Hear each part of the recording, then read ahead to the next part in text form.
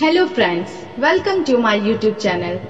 आज के इस वीडियो में हम नेट के पाठ्यक्रम में संकलित इकाई 7 की कहानी दुलाई वाली का कथावाचन करेंगे।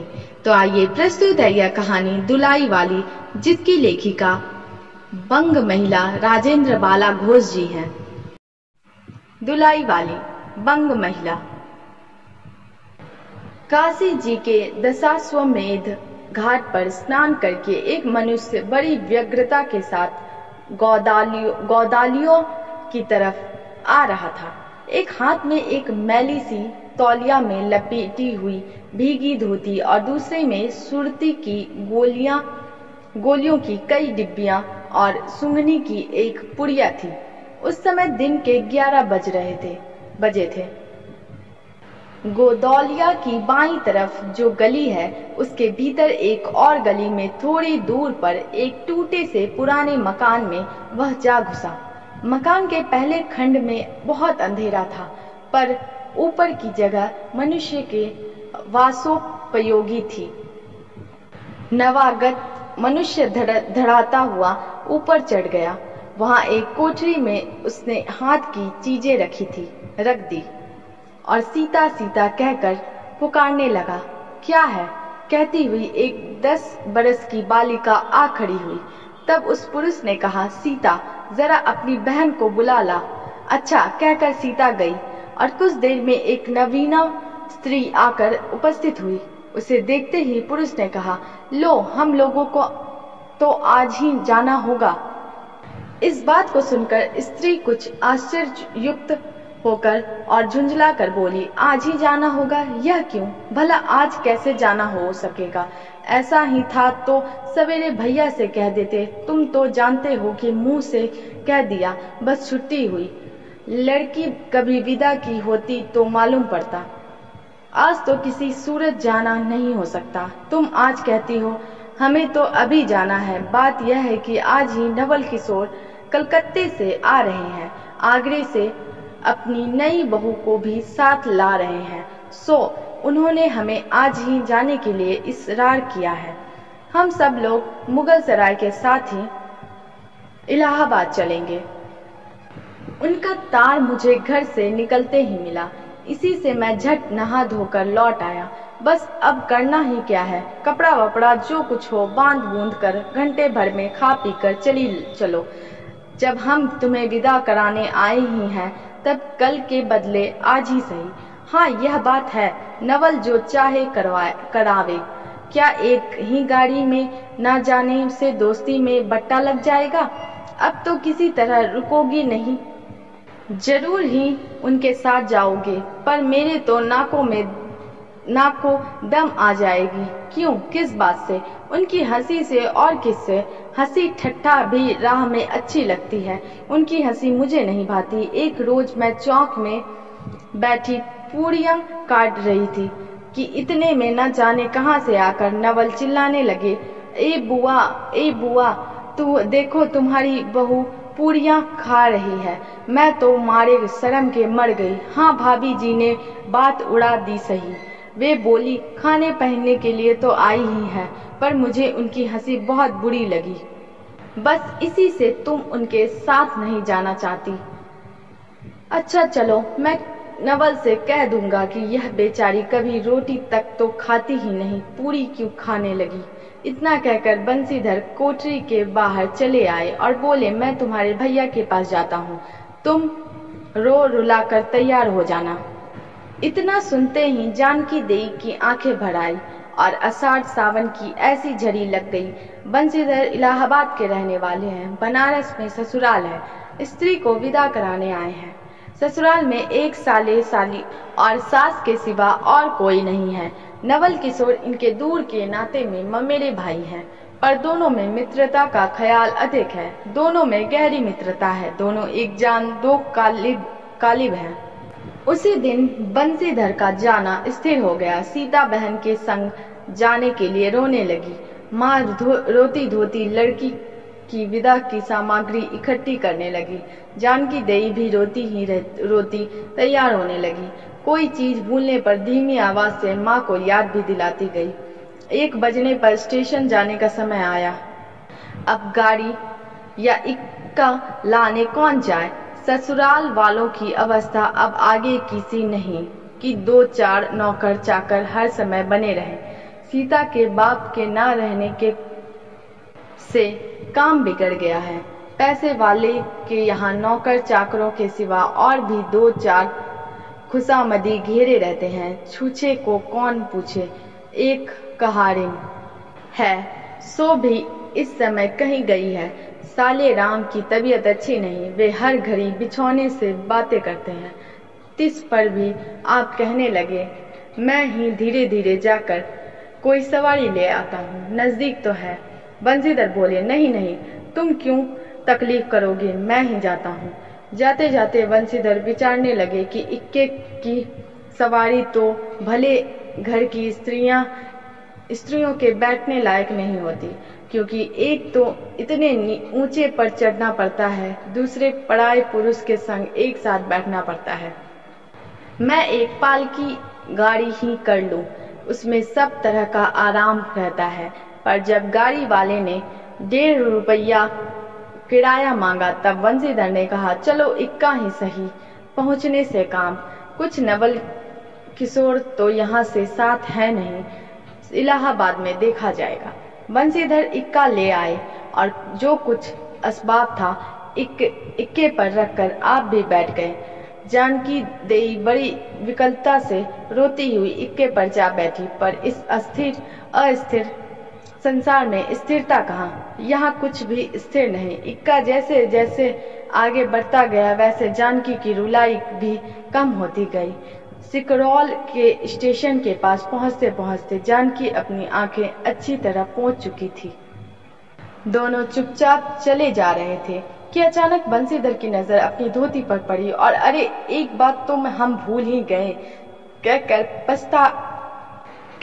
पछता से उठे। इक्के वाले के कान बचाकर जानकी जी ने पूछा क्या हुआ, क्या कोई जरूरी चीज भूल आए? नहीं, एक देसी धोती पहनकर आना था, सो भूलकर विलायती ही पहन आए। नवल कट्टर स्वदेशी हुए हैं ना, वे बंगालियों से भी बढ़ गए हैं। देखेंगे तो 2-4 सुनाई बिना ना रहेंगे। और बात भी ठीक है, नाहक विलायती चीजें मोल लेकर क्यों रुपए की बर्बादी की जाए। देसी लेने से भी दाम लगेगा सही, पर रहेगा तो देसी में। जानकी जरा भौहें टेढ़ी करके बोली ओह धोती तो धोती पहनने से काम, क्या यह बुरी है? इतने में स्टेशन के कूलियों ने आ घेरा। बंसीधर एक कूली करके चले। इतने में इक्के वाले ने कहा इधर से टिकट लेते जाइए, पुल के उस पार तो 1.5 दर्जे का टिकट मिलता है। बंसीधर फिर कर बोले अगर मैं 1.5 दर्जे का ही टिकट लूं तो। इक्के वाला चुप हो रहा। इक्के की सवारी देखकर इसने ऐसा कहा। यह कहते हुए बंसीधर आगे बढ़ गए। यथा समय रेल पर बैठकर बंसीधर राजघाट पर पार करके मुगल सराय पहुंचे। वहां पुल लांघकर दूसरे प्लेटफॉर्म पर जा बैठे। आप नवल से मिलने की खुशी में प्लेटफॉर्म के इस छोर से उस छोर तक टहलते रहे। देखते देखते गाड़ी का धुआं दिखलाई पड़ा। मुसाफिर अपनी अपनी गठरी संभालने लगे। रेल देवी भी अपनी चाल धीमी करती हुई गंभीरता से आ खड़ी हुई। बंसीधर एक बार चलती गाड़ी ही में शुरू से आखिर तक देख गए, पर नवल का कहीं पता नहीं।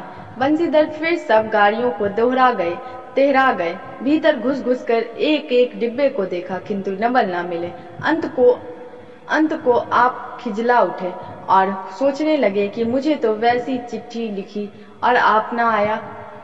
मुझे अच्छा उल्लू बनाया। अच्छा जाएंगे कहाँ, भेंट होने पर समझ लूंगा। सबसे अधिक सोच तो इस बात का था कि जानकी सुनेगी तो ताने पर ताने मारेगी, पर अब सोचने का समय नहीं। रेल की बात ठहरी। बंसीधर झट गए और जानकी को लाकर जनानी गाड़ी में बिठाया। वह पूछने लगी नवल की बहू कहाँ है, वह नहीं आई, कोई अटकाव हो गया कहकर आप बगल वाले कमरे में जा बैठे।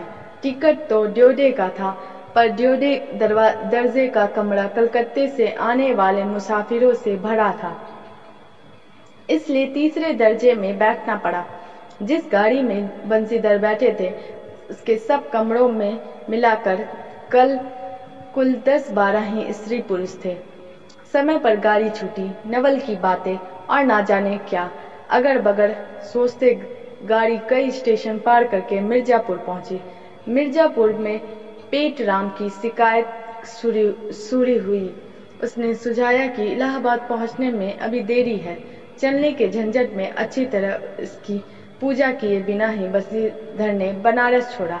इसलिए आप झट प्लेटफॉर्म पर उतरे और पानी के बम्बे से हाथ मुंह धोकर एक खोचे वाले से थोड़ी सी ताजी पूड़ियां और मिठाई लेकर निराले में बैठ आपने उन्हें ठिकाने पहुंचाया। पीछे से जानकी की सुध आई। सोचा कि पहले पूछ ले तब कुछ मोल लेंगे, क्योंकि स्त्रियां नटखट होती हैं। वे रेल पर खाना पसंद नहीं करती। पूछने पर वही बात हुई। तब बंसीधर लौटकर अपने कमरे में आ बैठे। यदि वे चाहते तो इस समय ड्योढ़े में बैठ जाते, क्योंकि अब भीड़ कम हो गई थी, पर उन्होंने कहा थोड़ी देर के लिए कौन बखेड़ा करे। बंसीधर अपने कमरे में बैठे तो 2-1 मुसाफिर अधिक देख पड़े। आगे वालों में से एक उतर भी गया था। जो लोग थे सब तीसरे दर्जे के योग्य जान पड़ते थे। अधिक सभ्य कोई थे तो बंसीधर ही थे। उनके कमरे के पास वाले कमरे में एक भले घर की स्त्री बैठी थी। वह बेचारी सिर से पैर तक ओढ़े, सिर झुकाए, एक हाथ लंबा घूंघट काढ़े कपड़े की गठरी से बनी बैठी थी। बंसीधर ने सोचा इनके संग वाले भद्र पुरुष के आने पर उनके साथ बातचीत करके समय बितावेंगे। 1-2 करके तीसरी घंटी बजी। तब वह स्त्री कुछ अकचकाकर थोड़ा सा मुंह खोल जंगले के बाहर देखने लगी। ज्यों ही गाड़ी छूटी वह मानो कांप सी उठी। रेल का देना लेना तो हो ही गया था, अब उसको किसी की क्या परवाह। वह अपनी स्वाभाविक गति से चलने लगी। प्लेटफॉर्म पर भीड़ भी न थी। केवल 2-4 आदमी रेल की अंतिम विदाई तक खड़े थे। जब तक स्टेशन दिखलाई दिया तब तक वह बेचारी बाहर ही देखती रही। फिर अस्पष्ट स्वर से रोने लगी। उस कमरे में 3-4 प्रौढ़ा ग्रामीण स्त्रियां भी थी, एक जो उसके पास ही थी। कहने लगी, अरे इनकर मनई तो ना ही आइलेन हो, देखो हो रोवल करथईन। दूसरी, अरे दूसर गाड़ी में बैठा हुई हैं। पहली, दूर बौरही ई जनानी गाड़ी थेरे है। दूसरी, तऊ हो भलू तो कहू, कहकर दूसरी भद्र महिला से पूछने लगी, कौन गांव उतरबू बेटा, मिर्जयपुरा चढ़ी हूं ना। इसके जवाब में उसने जो कहा सो वह ना सुन सकी। तब पहली बोली, हट हम पूछला ना, हम कहाँ उतरबू हो, आए इलाहाबाद। दूसरी, इलाहाबाद कौन गांव हो गोइया। पहली, अरे नाही जान लू पयाज जी जहाँ मनई मकड़ नहाए जाला। दूसरी, भला पयाज जी काहे ना जानित, ले कह के नाही, तोहरे पंच के धर्म से 4 दाई नहा चुकी हुई।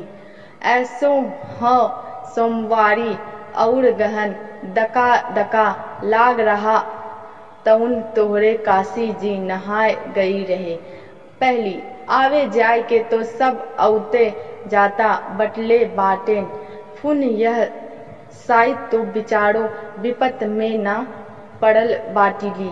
हे हम पंचा हई राजघाट टिकस कटौली, मोंगल के सराय उतरली, हो द पून चढ़ली।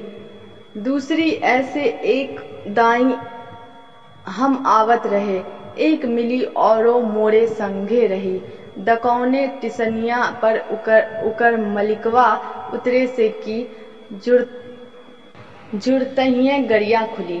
अब भैया उगड़ा फाड़ नरियाय, ए साहब गरिया खड़ी कर, ए साहेब गरिया तनी खड़ी कर, भला गरिया दाहिनाती काहे के खड़ी होय।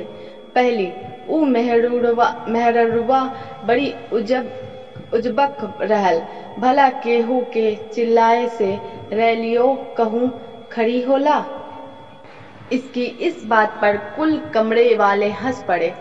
अब जितने पुरुष स्त्रियां थी एक से एक अनोखी बातें कहकर अपने अपने तजुर्बे बयान करने लगी।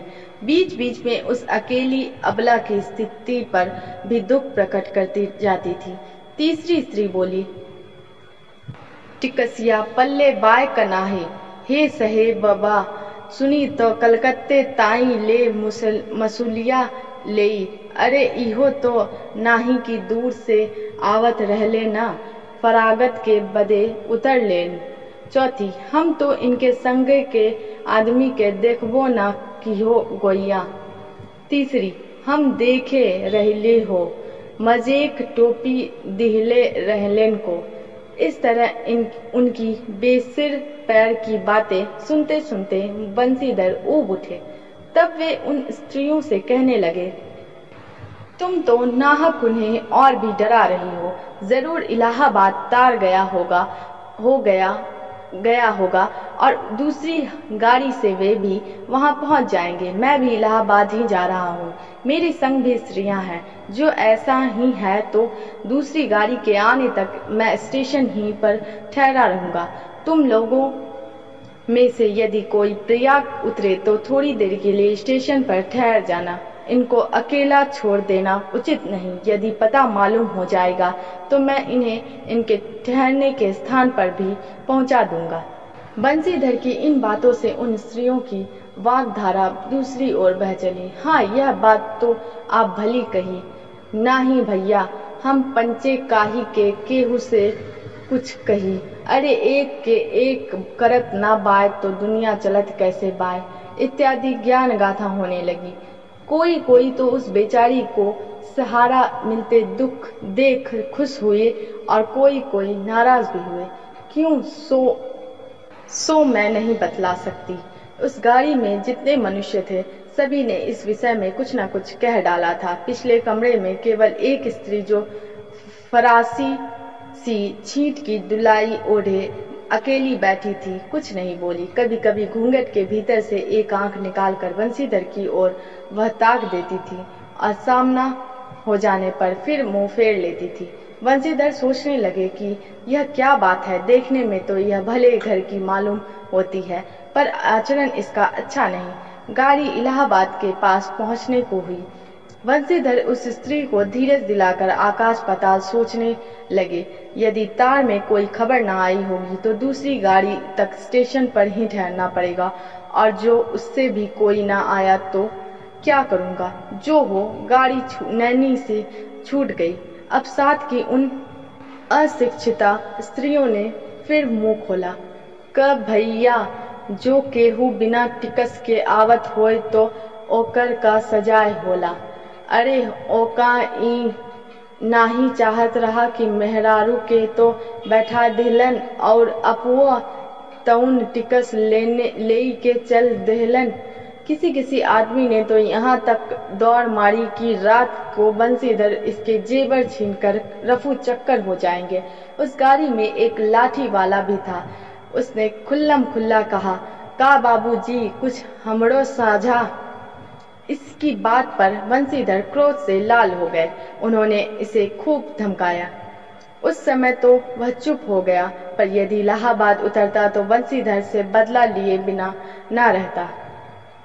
बंसीधर इलाहाबाद में उतरे। एक बुढ़िया को भी वहीं उतरना था।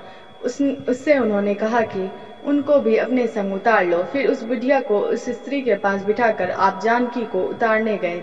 जानकी से सब हाल कहने पर वह बोली, अरे जाने भी दो, किस बखेड़े में पड़े हो। पर बंसीधर ने ना माना। जानकी को और उस भद्र महिला को एक ठिकाने बिठाकर आप स्टेशन मास्टर के पास गए।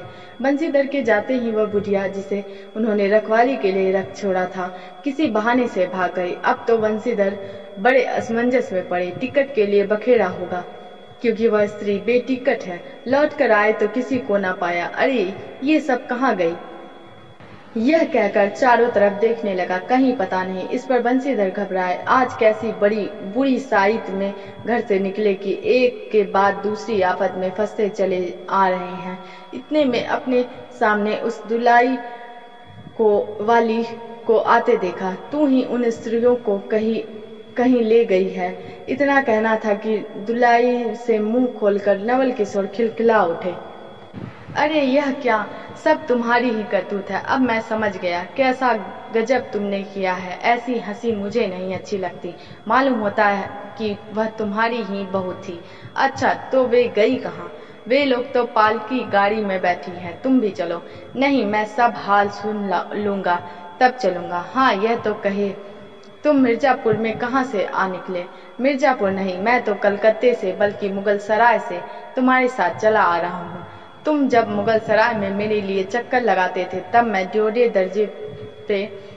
दर्जे में ऊपर वाले बेंच पर लेटे तुम्हारा तमाशा देख रहा था।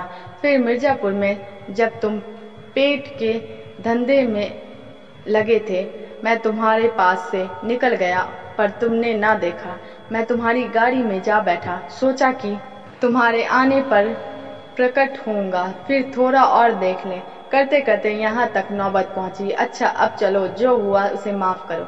यह सुन बंसीधर प्रसन्न हो गए। दोनों मित्रों में बड़े प्रेम से बातचीत होने लगी। बंसीधर बोले, मेरे ऊपर जो कुछ बीती सो बीती, पर वह बेचारी जो तुम्हारे से गुणवान के संग पहली ही बार रेल से आ रही थी बहुत तंग हुई। उसे तो तुमने नाहक रुलाया, बहुत ही डर गई थी। नहीं जी, डर किस बात का था, हम तुम दोनों गाड़ी में ना थे। हाँ, पर यदि मैं स्टेशन मास्टर से इत्तला कर देता तो बखेड़ा खड़ा हो जाता ना। अरे तो क्या, मैं मर थोड़े ही गया था। 4 हाथ की दुलाई की बिसात थी कितनी। इसी तरह बातचीत करते करते दोनों गाड़ी के पास आए। देखो तो दोनों मित्र बंधुओं में खूब हंसी हो रही है। जानकी कह रही थी, अरे तुम क्या जानो, इन लोगों की हंसी ऐसी ही होती है। हंसी में किसी के प्राण भी निकल जाए तो भी इन्हें दया ना आवे। खैर दोनों मित्र अपनी अपनी घरवाली को लेकर राजी खुशी घर पहुंचे और मुझे भी उनकी यह राम कहानी लिखने से छुट्टी मिली।